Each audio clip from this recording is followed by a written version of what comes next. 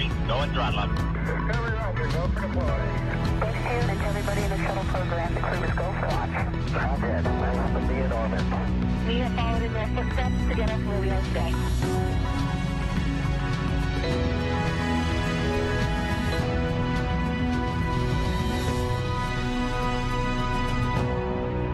Good morning and welcome to NASA's Johnson Space Center in Houston, Texas. I'm Sandra Jones and we're here today to talk about the upcoming crewed flight test of the Boeing Starliner vehicle that will carry NASA astronauts Butch Wilmore and Suni Williams to the International Space Station for a mission of up to 2 weeks in length. Joining us today to discuss this historic mission are leaders from both NASA and Boeing.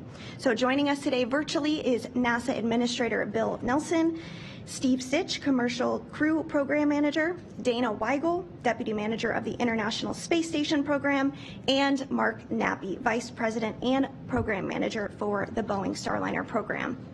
We'll first start with some initial remarks from each of our briefers before we do open it up for questions both in the room and on our phone bridge. If you are dialed into our phone bridge, you can submit a question using *1. If you are on the phone and find that your question has already been answered, you can press *2 to withdraw it. So with that, I'll begin with some opening comments from Administrator Nelson. Hey everybody. This is history in the making. We're now in the golden era of space exploration, and just think where we've come. First, Mercury. And I'm talking about human-rated spacecraft. Mercury, Gemini, Apollo, then the Space Shuttle, and now the Starliner. After, of course, Dragon. And so we have a backup. We have 2 spacecraft now to be able to get us into orbit. And, of course, that was the whole point when we started the Commercial Crew to Orbit program. This goes back to the new NASA legislation that said that we were going to have a government program, of which we always have, but concurrently, on a dual track, we were going to have a commercial program. And thus, through the Commercial Crew and Cargo program to orbit, we have been tremendously successful. And here we are with a brand new spacecraft that is human-rated. Butch and Suni are doing this as a first. It's the first time that a crew will go on to this new spacecraft. So it's another one of those tremendously important historical markers in NASA's space program. This is the 6th rated, human-rated spacecraft. And so let's go NASA. I'll hand it over to Steve Stich. Yeah, thanks, Sandra, and it's great to be here today, and I want to thank you for your continued interest in the Commercial Crew program. As Administrator Nelson said, it's an exciting day to be here talking about our crewed flight test as we move into this next phase of preparations for the crewed flight test. Bringing along our second human rating vehicle in the period of 4 years has been a tremendous honor for our Commercial Crew team and a tremendous challenge of just getting through all the work to get these 2 spacecraft, Dragon and Starliner, flying. Right now, the team is extremely focused on the crewed flight test and doing all the final preparations for that mission. We are really excited to have this second transportation system up and available to us. This has really been our goal all along, is to have 2 dissimilar systems, Starliner and Dragon, and then fly them, once a year, every other year slots. We've seen in the past the importance, I think, of having this dissimilar redundancy. It's always tough to fly into space. There's always challenges with every launch vehicle and spacecraft, and so for us, having that second transportation system is hugely important to us. Mark's going to talk a little bit more about where we're at relative to the vehicle preparations. As I've mentioned before, Starliner's in the process of being fueled right now in preparation for launch, and then the Atlas vehicle over at Complex 41 is going through its final checkouts, and then eventually Starliner will go over and get mated to the launch vehicle. We'll talk a little bit more about where we're at. This year's been busy for commercial crew. We had an important parachute test around January 9th to test the final modifications to the Starliner system. That test went extremely well. We've got that data back from that test. We're in the middle of that final certification of the parachute system. In fact, we had a program control board earlier this week to talk about the structural margins for that system and the factor of safety, and it's all in great shape. So that's really good. The crew has been busy here, and you'll hear from them this afternoon. They've been training in the simulator. I think many of you got to go over the simulator yesterday and see what Starliner is like to go fly. Butch and Sonny have been training and getting ready for this flight for a number of years. The flight control team has been doing their final integrated simulations with the crew in preparation for flight, and that's going really well. Part of bringing on a new crewed system is the human rating process and our certification process, and we're really in the final cusp of that. We really only have a couple of areas to close out. That's going really well. We are in a better position than I think we've ever been for any flight that I've been a part of in terms of closing out that certification. The mission itself is extremely important to us. It's a crewed flight test, as we've talked about, and so if you remember, the importance of this test is to really test out all the Starliner systems. There'll be some manual flying objectives during the flight to test out the manual flying capability of this vehicle. We'll have the crew do a little flying as the Starliner approaches station on the V-bar and check out that system and make sure we can fly the vehicle. And then once we dock, we'll do some demonstrations with station to make sure it can fulfill all the requirements if needed to be a safe haven. And then, the importance of this flight really is, as I talked about for OFT2, OFT2 was really the path to the crewed flight test, and this crewed flight test is really the path to Starliner 1. And we've already started preparing for Starliner 1, working with Mark and his team. We've already started approving certification products for that flight, and really the goal is after CFT, after the crewed flight test, to look at the data from the flight and then have a certification activity toward the end of this year. Starliner 1 has a few improvements. One that I can talk about a little bit today is the ability to land in a little bit higher wind conditions, and we're looking at other improvements to the vehicle as well. The launch date right now is no earlier than May 1st, and that's driven by the ISS traffic. As you know, it's been a busy year on ISS. We have a cargo vehicle en route right now, and Dana will talk a little bit more about that mission and then how at the end of the undock time frame we have to set up for a crewed flight test. I do want to thank the entire NASA and Boeing team. We've been working side by side with Boeing for many years, and you can tell the excitement of our team in getting to the crewed flight test. The flying crew is extremely challenging, as we know from previous flights we've flown, but the team's really excited and working really hard. Can't thank the team enough, and I'll hand it over to Dana Weigel. Thank you, Steve. And thank you for joining us today. Really appreciate all of the interest that we have here. We are really excited on the station side to get this first crewed Boeing Starliner mission up to the space station. As you've heard, it's important to the agency. It's also really important to ISS to have two different vehicles that we can launch from the U.S. Space station's really designed to be continuously crewed.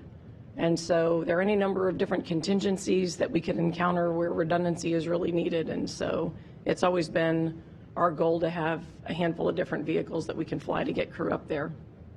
So big major stepping stone for Boeing, for commercial crew program, and also for space station. I would like to share with you some other current news with space station, but we would like to keep the rest of this briefing focused on the CFT mission. As you know, yesterday we had planned to launch the 71S Soyuz crew carrying NASA astronaut Tracy Dyson, a cosmonaut, and a Belarus spaceflight participant. At about 20 seconds before launch, there was an automated abort that was initiated that stopped the launch count. The crew was taken out of the Soyuz spacecraft and is awaiting their next opportunity to launch. Our Roscosmos colleagues have taken a look at the data, and they have determined that the issue is related to low voltage in part of the rocket's electrical power system. They're still working to troubleshoot and to understand it and to come up with resolution plans, so I don't yet have the answer for what they'll do to resolve it. In fact, there are meetings that are ongoing this morning, but we will share with you as soon as we have more information. For now, we're still holding a potential launch date for Saturday, March 23rd for the Soyuz, assuming this is a more simple fix, and then we've got backup opportunities on Sunday, Monday, and of course beyond that in the future if that's needed. So more to come there. Yesterday afternoon, we did have a successful launch of the SpaceX 30 cargo mission, carrying with it 6,200 pounds of resupply and research to station. That's planned to dock this Saturday morning, 6:30 a.m. Central Time. That's going to be a really, really busy mission for the crew on board. It's a little over 30 days long. We plan for SpaceX 30 to undock at the end of April. And then a few days after that undocking, we'll have Crew 8 get in the Crew Dragon and do a relocation of their spacecraft from the current location, which is Harmony's forward port, to the Zenith port. That's going to free up the forward port, which is what we need for the CFT docking. I had a chance to go over to one of the recent simulations and watch Butch and Sunny and talk to them a bit, and they're in great spirits. They are ready and anxious to fly, both the Starliner vehicle and also anxious to get on board ISS. Once they get there, they'll be there for just under 2 weeks, and the main focus will be putting Starliner through its paces. They'll do a number of activities that I think you'll hear a lot more about in a lot of the other briefings, but some of the things they'll do are things that we will eventually need for the longer duration missions, such as housekeeping on the Starliner. They'll also, as Steve mentioned, do some of the procedures and preparations for what we call safe haven, or checking out the contingency preparations and procedures, including moving some of our emergency equipment around. So very busy time on board station, a lot of schedule in front of us to get to a CFT mission, but we will be ready, and we are very much looking forward to having the Starliner spacecraft there, along with Butch and Sunny. And with that, I will hand it over to Mark. All right, thanks, Dana. Well, it's very exciting to be back in the launch environment and getting ready for a mission. I'm going to talk to you a little bit about why we're doing CFT, what we plan to accomplish. I'll talk to you about what we've been doing since the last time we talked with getting the spacecraft and all of the systems ready. And then I'll talk a little bit about the people before we wrap up. The CFT flight is really the introduction into crew into our vehicle system. So a lot of our flight test objectives are about how that interface is going to work. Most of the things in the flight test objectives that we're looking at we've got about just under 90 of them, and it's all, does the vehicle perform with the human in the loop as expected? And so as we go through the mission, I'll talk a little bit of detail about what those flight test objectives are, but as we go through the mission, that's what we'll be looking for. We flew OFT-2, and that was the uncrewed mission for the Starliner vehicle. It was very successful, but now we introduce the human. And so what are we going to do to establish that interface? Well, from pre-launch through ascent, we're going to be looking at how the astronauts fit into the seats, how they interface with the equipment in the vehicle, and there'll be specific things that we'll ask them to look at, and we'll get their feedback when we get back. When we go through approach and rendezvous and dock, we'll confirm the thruster performance and manual abort scenarios are working as expected. We'll check the communications, we'll check the manual and auto navigation systems, and the operation of the life support system with crew now in the vehicle. Once we're on dock, we'll look at hatch operations and how that works with the crew. And once we get past the first few days, we'll go into a quiescent mode and make sure that performs nominally. And then after that, it's about about cargo transfer. Dana talked a little bit about that and how that works between Starliner and ISS. Then we'll undock. We'll confirm our manual piloting system. We'll be able to go into the backup mode and let Butch and Sunny use the hand controllers to make sure the vehicle reacts as expected. And then the rest of it is just about how we separate from the crew module with the service module, and how we re-enter and use the parachute systems and test the landing systems out. So a lot of nominal operations, but this time the crew's involved, and so we want to check that interface out.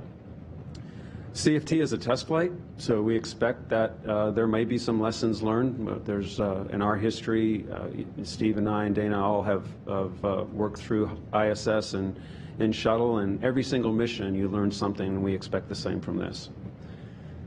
So we're looking forward to getting those flight test objectives done, getting back, and bouncing those against OFT2, and then working towards our certification process. So secondly, where is the vehicle? What have we been doing for the last 6 months?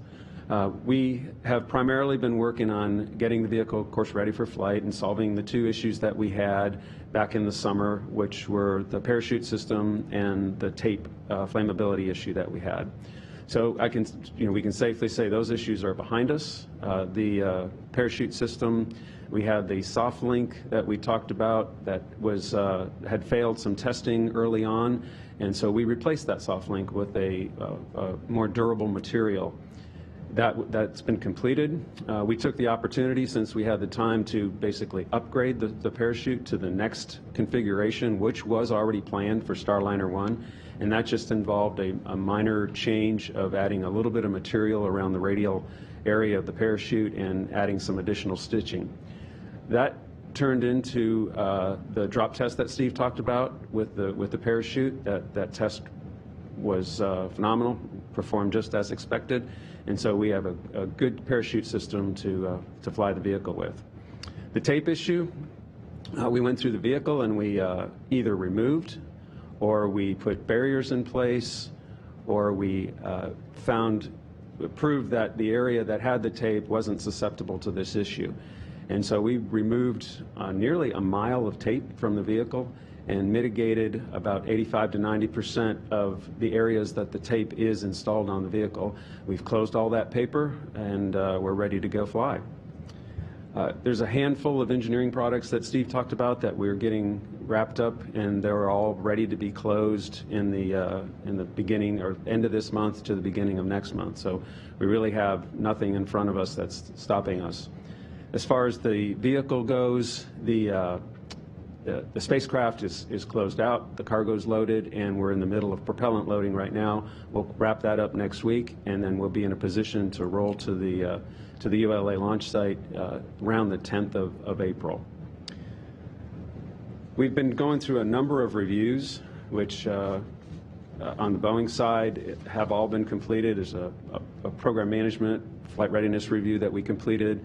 There's a mission assurance review that we completed, and just this week we completed an executive review with our CEO and Chief Technical Officer to assure that we're ready to fly, and we've received concurrence from all those reviews to proceed. So we'll look forward to the next set of reviews, which will be with NASA. That'll lead up to the agency review at the end of April. Next, the people. I think we all have something in common here, that we're all excited about this, and our workforce, to say the least, is excited as well. We had the privilege of coming back after the holidays, and really we didn't have to hit the ground running. We started slowly, and we've built momentum up until this point, and we've always talked to the team about peaking at the right moment, and we're going to peak when it's time to execute this mission at the end of this month, the beginning of May. The crew, Steve and I meet with the crew every other week at a minimum, and we talk about what's on their minds. We talk about what's the status of the vehicle is and where we're headed, and we're in a really good spot right now with the crew. They're anxious to fly, we're anxious to fly, and we are all on the same page about what to expect.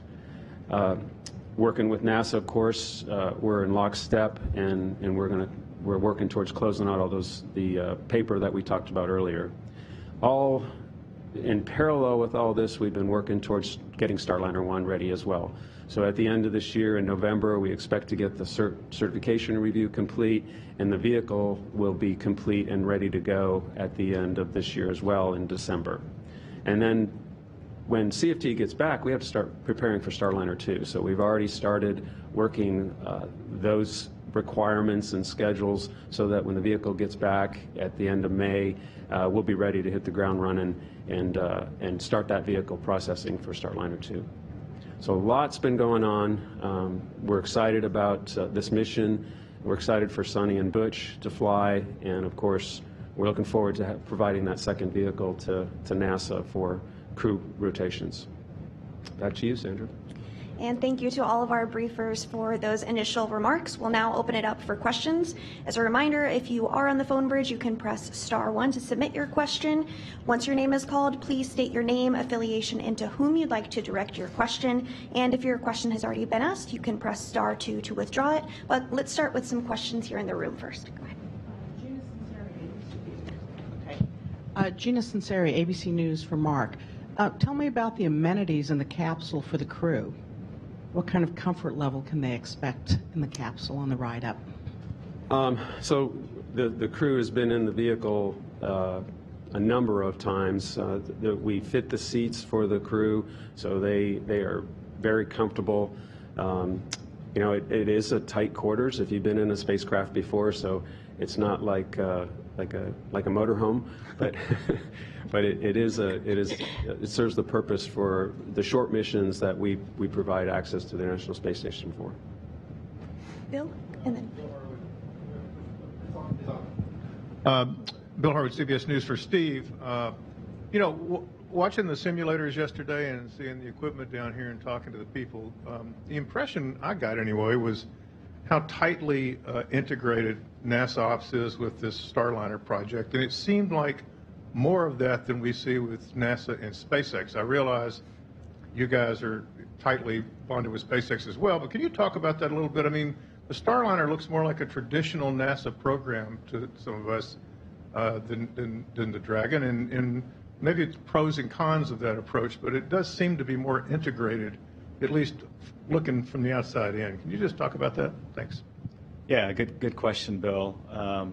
We did, sort of let either contractor choose the way that they wanted to operate, and so as long as they met our certification requirements, that was acceptable.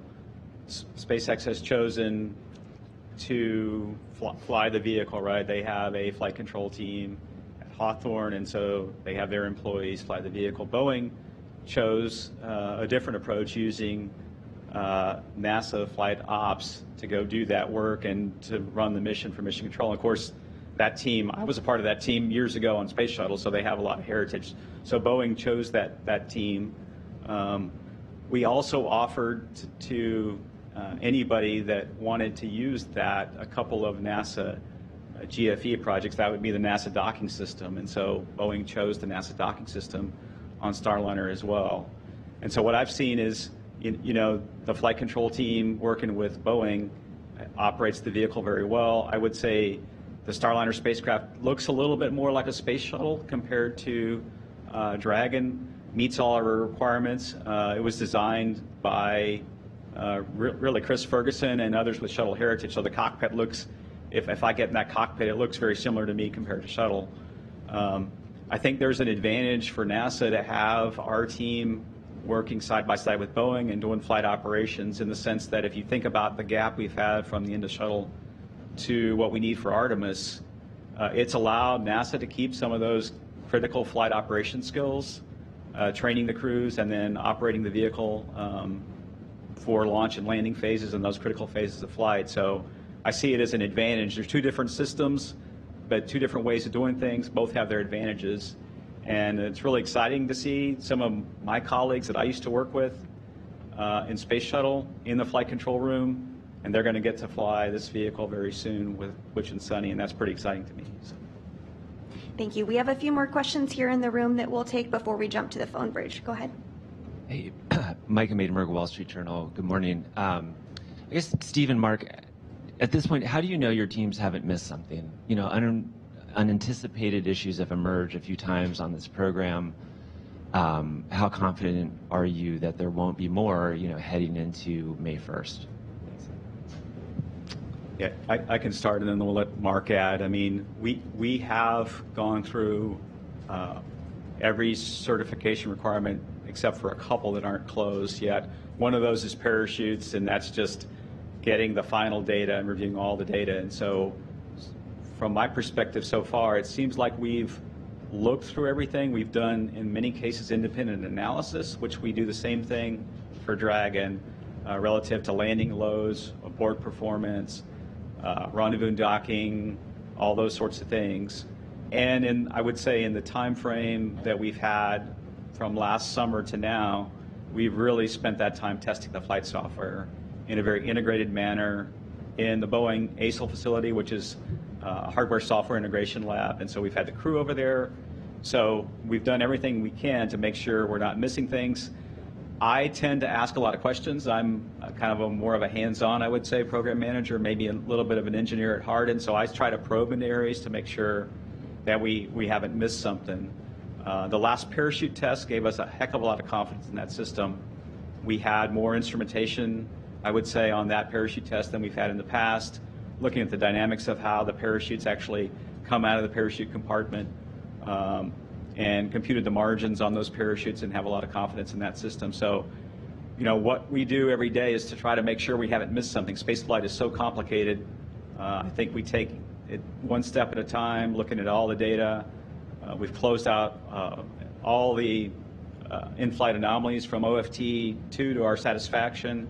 And now we're going to go through that flight readiness process. And what that involves is, for example, in the engineering community, the chief engineers are now sitting down with every single one of their disciplines to ask those very questions. Have we missed something? Are you worried about something? Do you think there's an area we need to do a little bit more work in? And so that's happening right now leading up to our program FR, which will be about mid-April. So, and I'll see if Mark has anything to add. Yeah, I would add that we have very robust processes, and the certificate of readiness process that we use to review everything, the design certification process, they are all very robust. And the proof of that is the fact that the problems that we have caught in the past have been caught as part of that process. Albeit they've been caught late, they were caught. And so that's the important thing, is that we catch it on the ground and we fix it for flight. The OFT2, we went through this same process and we had an exceptionally successful mission.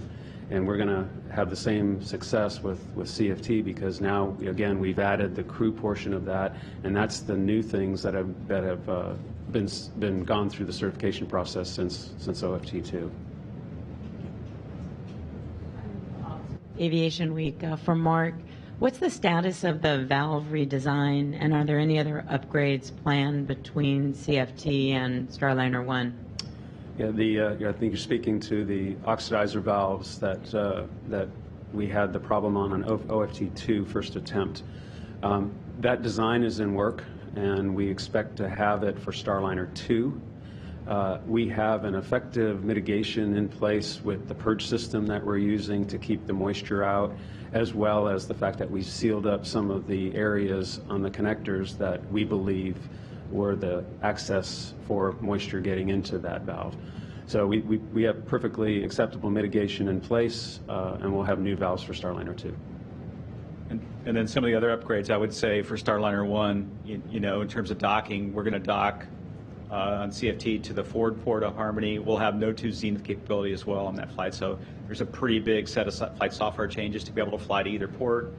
And then Starliner can actually relocate between ports as well, just like Dragon can do. So those are upgrades coming for Starliner 1. And we use the same playbook, I would say, right, from Dragon. Demo 2 could only dock to the forward port, but then Crew 1, we had the capability to dock to either port. So that's a big set of software changes that are in work for Starliner 1. We are going to take a question from our phone bridge from Jeff Faust with Space News. Good morning. Question for Steve Stich. I think you're talking about getting certification for Starliner 1 done around November. How late could that slip and you'd still be able to keep Starliner 1 on schedule for launch early next year? If, for example, if anything comes up during this test flight that requires some additional work. Thanks. Yeah, I think right now we're on a good path to have certification wrapped up by November, December of this calendar year. It kind of needs to happen in about that time frame. To hit the spring slot, I would say. We'll have to go look at the data from the flight to see if anything would open certification products. Essentially, the way it works is we'll have an interim human rating certification for CFT, and then the final one at the end of the year, and then we'll just look at the flight performance to see if there's any major items that we need to open for Starliner 1. We know what that cert work is. We know how many requirements we need to close out. In fact, we've already closed on our side, on the commercial crew side, about 17 requirements for Starliner 1. And we know what that other work is in terms of the hazard report changes and so forth. So I think we have a good shot. We just need to stay on track, right, with all the deliveries and our closure plan as well. So. Thanks, Steve. Our next question is from Chris Davenport with the Washington Post. Hi, good morning. Thanks. This is for Steve and maybe Mark, if he wants to jump in. It's a follow-up to Bill Harwood's question a moment ago. Steve, you had said that Boeing chose not to use NASA, or chose to use NASA flight operations to fly the vehicle. So I just want to clarify, does that mean NASA and not Boeing is operating Starliner throughout the mission?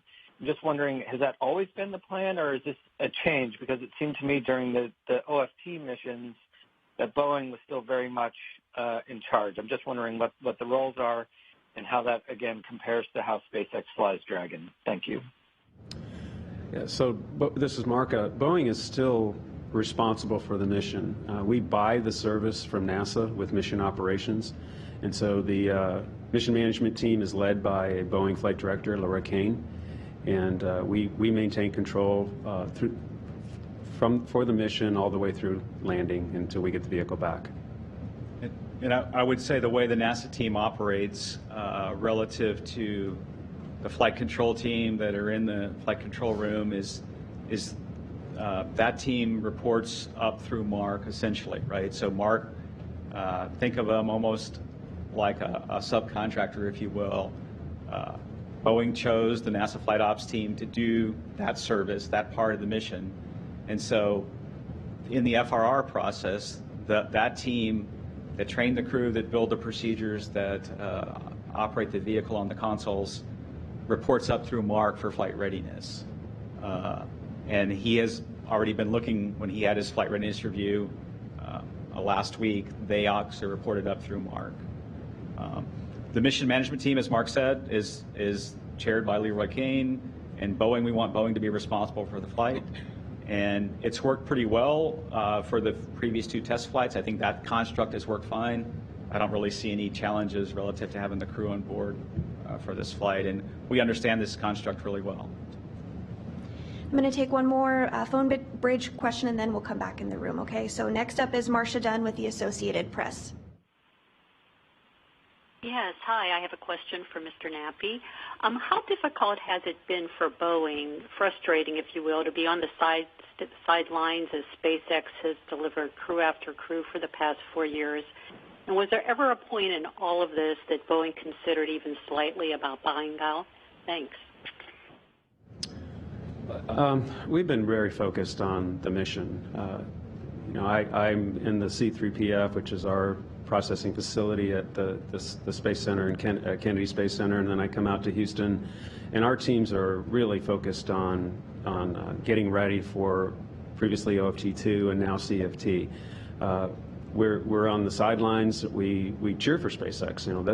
That's something that is very important to our country and very important to NASA to have that access, and we're looking forward to providing that as well. So I don't call it frustrating at all. I think we would like to have been further along at this time. There's no doubt about that. But we're here now, and we're prepared, and we're ready to fly. Thank you. We'll go to a question here in the room. Go ahead, Mark. Oh, thank you. Mark Perot with Aviation Week and Space Technology. How many Starliners do you envision assembling, and how many flights can each one do as you envision it? Okay, so we're on contract to fly through Starliner 6 with NASA. The first 3 have been ATP'd, so they're in process of being built. The last 3, we've ordered parts, and we have nearly all of that in stock, and we'll be looking at the authority to proceed with those probably this summer, and then we'll focus on those. We have launch vehicles as well for those 6 flights, and so we are in the process of getting ahead. Like I said earlier, we're working on Starliner 2 already. Our next question in the room, right back there. Stephen Clark, Ars Technica for Steve Stich. You mentioned the parachutes, still working the certification for that. What are the other items that you're still working final certification and human rating on? Yeah, good question. Yeah, as I said, parachutes, it's really getting all the data and reviewing it. We have all the data. I suspect that will close in the next couple of weeks. And then the other item that we're going through in detail is what we call the abort certification. So we set some pretty stringent standards for these vehicles to have a ability to board off the launch vehicle should it have a problem during ascent. We said we wanted in 10-second slices of time all the way up through the ascent profile, we wanted to see 95% success rate in an analytical study of various failure cases. And so we're in the final stages of closing that out with Boeing. They've delivered all the data to us. We have a little bit of independent analysis to go do, to work through. And then those are the two, I would say, biggest things that we're working through. And then other than that, it's primarily the final hazard report process closures. Those usually lag behind the analysis. And so we're in really good shape. We're, like I said, we only have really 3 verifications to close and about 5 small aspects of some hazard reports. So we're in good shape. I'm going to take another question from the phone bridge. This is from Tariq Malik with space.com. Hello, thank you very much. I have a question, I believe, for Mark. You mentioned that all of the objectives, since this is your first test flight with a crew on board, and if memory serves, life support wasn't a core testing target from OFT2. And I'm just curious how the development of the life support system for Starliner has gone, what sort of testing has given you confidence, that it's ready for this flight, and what you hope to see or check, from either thermal control or other life support for this mission throughout the different phases that will give you confidence for Starliner 1. Thank you. Okay. So on OFT2, we did have in our thermal control system, we had some icing in one of the loops. And it really was probably stemmed more from not having crew on board. We managed that problem and then made some changes during this last flow to make sure that doesn't happen again. And so what we'll be focused on for this next flight is how the environment is controlled during the mission with crew in the vehicle. So there'll be obviously more heat generated inside the vehicle. How does the vehicle respond to that? How does the cooling system work? How do the humidity levels stay constant? Those are the types of things that we'll be looking for to make sure that it's a comfortable environment. And we did have an integrated test with the crew. Trying to remember exactly when it was, but Butch and Sonny got in the vehicle, in the C-3PF, in the processing facility, in their suits, with the ECLS system, and we put it through its paces a little bit. So that gave us a lot of good data and confidence that the ECLS system will perform as we need to with Sonny and Butch on board. Our next question is from Lauren Grush with Bloomberg. My question, I think this is for Mark. I'm wondering if you could provide an update on any plans for flying Starliner beyond NASA missions. And if you do plan to do purely commercial missions, how will those flights work if the company is, buying flight operation services from NASA? Thanks. So right now we're focused on the 6 missions that we have on contract with NASA. The private astronaut missions are of an interest later in the decade, but right now, the focus is on getting certified, getting CFT flown safely, getting certified, and then flying that Starliner 1 mission. Once we get past that milestone, I think we may start looking at some of the private astronaut missions, but for now, that is the focus. Our next question will be here in the room. Hi, yes, Will Robinson-Smith with Spaceflight Now. Thank you all for taking the time to talk with us today. Question for Mark, if I may. You mentioned that Butch and Sonny will be taking the stick at a couple of different points in the mission. Can you describe how dynamic those points will be and was there ever a discussion of possibly looking at a manual docking just to make sure that if that capability was needed, that they could perform that? Thanks. I'll let Steve help here as well, but there was a lot of discussion about taking the stick and how much control we were going to have. Obviously, the astronauts would like to fly as much as possible. We have these flight test objectives that we have in place that I talked about earlier, and then we also have these operational checkout capabilities that we have planned in the flow as well to provide some stick time for Sonny and Butch to be able to check out how the vehicle works. We're actually going to go into a backup mode. We have a backup mode capability to fly. We're going to go into that backup mode and let them take control over the vehicle. But it is really, slight maneuvers just to get the feel to make sure that it operates properly and operates like they've experienced in their training. Steve, is there anything you'd like to add? Yeah, I would say we looked at different phases of flight. For example, while they're on orbit, in the rendezvous, quite a ways away from station, they'll go maneuver the vehicle manually to point solar rays at the sun, point the star tracker, try to take star measurements to align the inertial navigation system, and then during the approach they'll do. I can't remember the exact range, but out pretty far on the V-bar, they'll do some manual flying. And the vehicle, it has great flying cues. I've been in the simulator and flown it a number of times myself, and you can manually dock this vehicle, although that's not the prime mode. The prime mode really is to fly in the automated mode with the Vesta rendezvous sensor system. But we're going to test a couple of these different kind of things during the flight, take a look at the data, see how the vehicle responds. Obviously, it flies really well in the simulator. If anybody got to fly it yesterday, Starliner flies beautifully in the simulator, and I suspect it'll do the same thing on orbit. We have another question here in the room. Yusuke Tomiyama, the Yomiuri Shimbun, Japanese Daily. My question is to anyone who can answer. Partly, Administrator Nelson mentioned in his first remark, but let me clear that point. So, what is the importance that NASA will have two spacecrafts, not just one? And can we say NASA is now completely recovering from the setback for 9 years since 2011 with no spacecraft carry U.S. astronaut to the ISS? And are you sure? So now you are entering a new golden age for space human exploration? Let me take the first part of that. Let me speak a little bit more in a little more detail about why it's really important to us to have dissimilar capability or different launch vehicles from a station standpoint. I mentioned previously that space station is designed to be continuously crewed.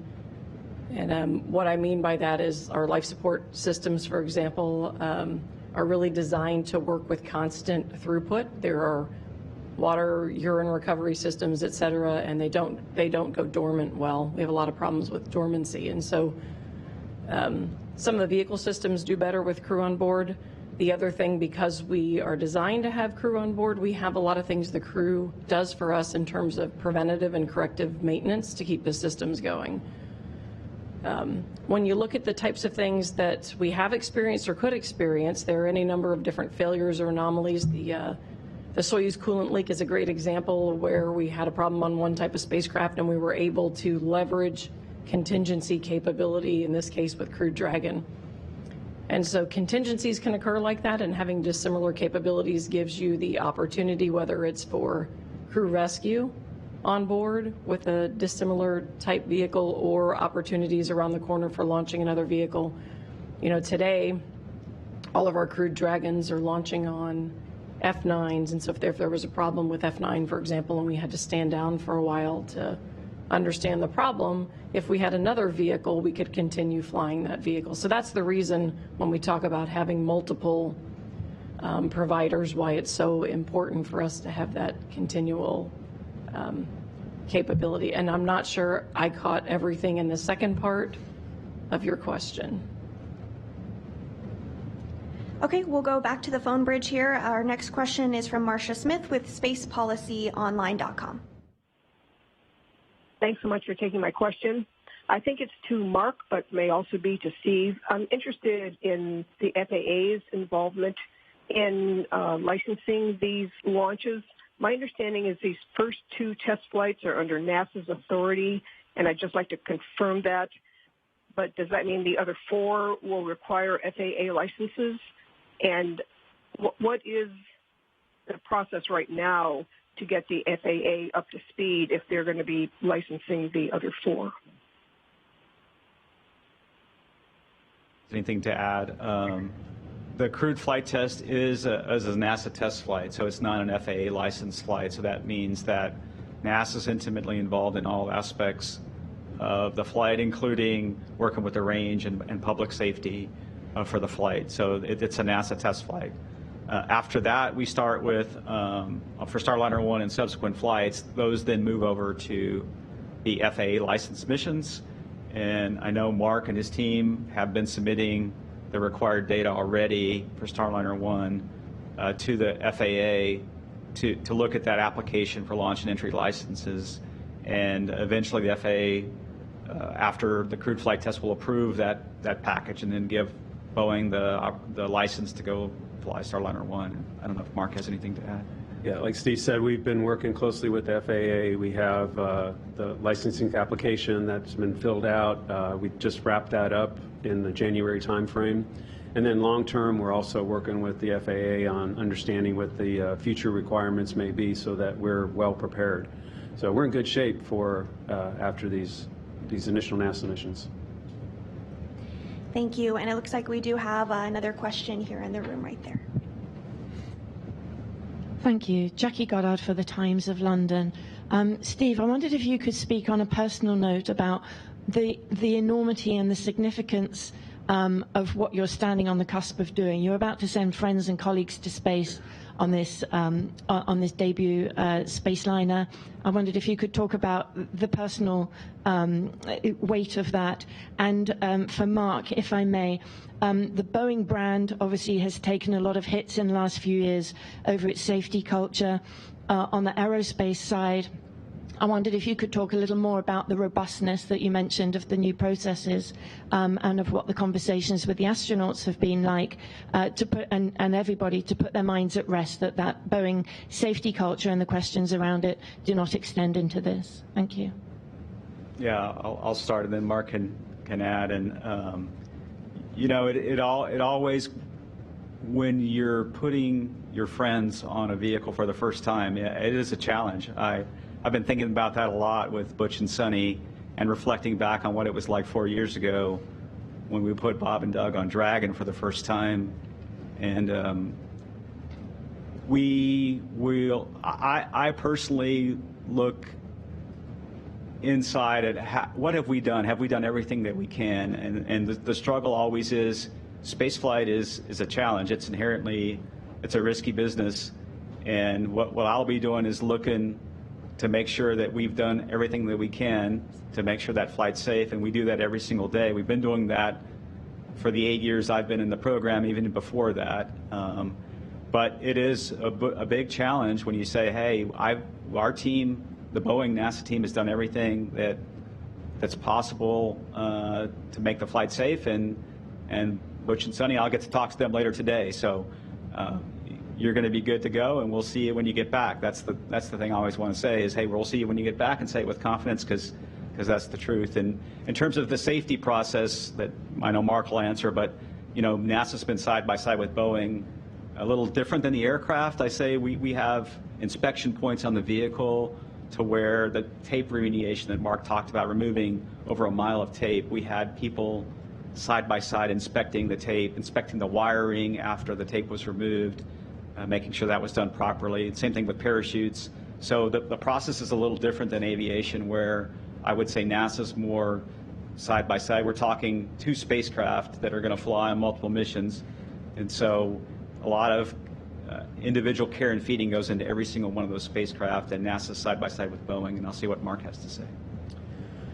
Yes, I joined Boeing in 2015, and I was on the SLS program, Space Launch System program, and from the moment I walked in the door, safety and quality were always #1 priority, and that hasn't changed. My experience has been in human spaceflight for almost my entire career, And I can tell you that our process in human spaceflight is very robust. We design around redundancy. Everything that's critical has some level of redundancy in it so that if something fails, we have a backup system to go to. We test, and test to make sure that all the components, all the integrated systems, and everything work together. When we do things on the floor, we have critical inspection points where Boeing inspectors come in and look at it, and as Steve said, NASA will do audits as well of those systems. And then if something should snake its way through the system, we do integrated testing of the vehicle to make sure that it's ready to go. The test team that launches the vehicle and supports the flights, the in-flight mission operations, they are trained in case something goes wrong to recover from that problem. So it's a very robust system. We do independent reviews to make sure that we've covered all the bases. Very robust system. It's worked well for us in the past, and it really hasn't changed on this program from my experience in the nearly 40 years in human spaceflight. If I could just add one item, just as a reminder, Boeing designed and built the vast majority of the space station itself. They are our primary sustainer, and they're responsible for safety of all the equipment they built, plus integrated safety across our entire spacecraft. And so the processes that we're talking about that we use together for human spaceflight have been around. You know, we've had the vehicle now for 25 years, crewed for 23 years, and so we do have a very different integrated, I think, approach in the aerospace human spaceflight side that's pretty unique. So just want to remind folks that this is not Boeing's first time to deal with human spaceflight safety. Thank you all, and that is going to be all the time we have today for questions. Thank you to everyone who submitted your questions and to our briefers for taking time out of their busy schedules to answer them. We do have 2 more briefings today to cover Starliner. The next up will be at 11:30 a.m. Eastern and will be the Mission Overview News Conference. And then at 2 p.m., you'll have the chance to hear from the crew of Starliner themselves. We do hope you'll stick around for both of those briefings, but for now, that will do it for us here. Thank you again for joining us.